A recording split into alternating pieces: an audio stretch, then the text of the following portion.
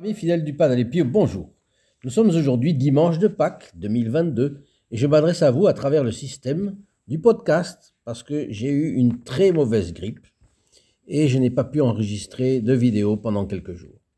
Reprenons donc le cours de nos contacts après cette pause forcée. Et le fait est que l'autre jour nous parlions ensemble de la souffrance, ou plutôt nous écoutions le Padre Pio nous parler de la souffrance.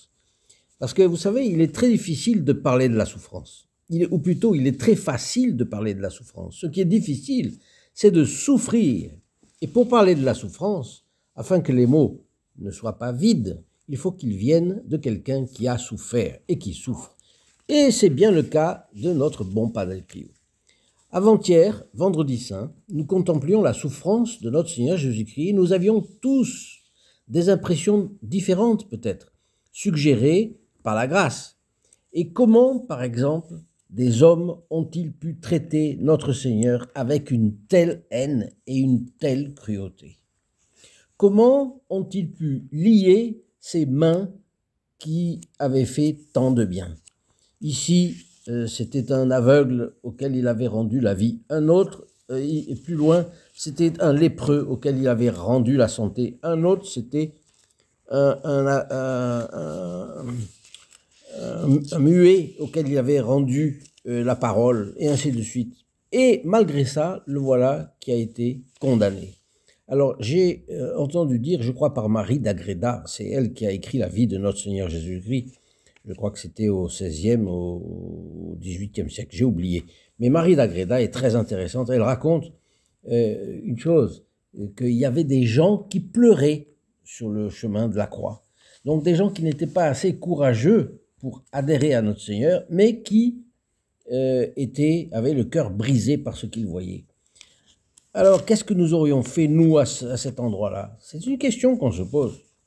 Une autre question, c'est finalement, dans ce chemin de croix si négligé, on se pose beaucoup de questions. On se pose, par exemple, le silence de la Sainte Vierge. Vous savez que notre Seigneur meurt vendredi saint, elle reste toute seule avec l'Église pendant quelques jours, pendant 2 jours et demi, 3 jours. Elle est le pilier de l'Église naissante. Elle est le soutien des apôtres qui se terreront de frayeur jusqu'à la venue du Saint-Esprit. Eh bien, elle, la Sainte Vierge, est appelée la bouche silencieuse de l'Église dans ces moments tragiques.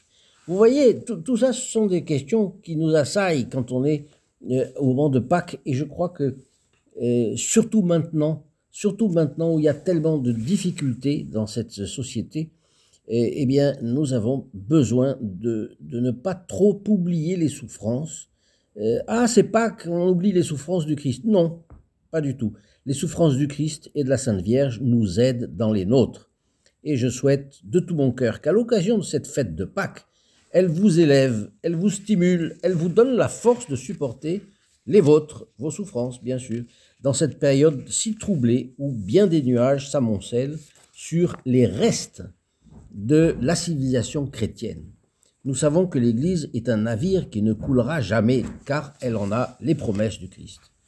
Cela ne lui épargnera pas les souffrances, puisque, vous le savez, Fatima, la Sainte Vierge, a annoncé, a prédit les châtiments qui viendraient, et quand nous voyons en ce moment de l'Europe centrale émerger une guerre qui, on le dit tous les jours maintenant, peut déboucher sur une conflagration mondiale, eh bien, nous voyons bien que ce n'est pas le moment d'évacuer les souffrances de l'Église, ce n'est pas le moment d'évacuer les souffrances de notre Seigneur Jésus-Christ et de Notre-Dame.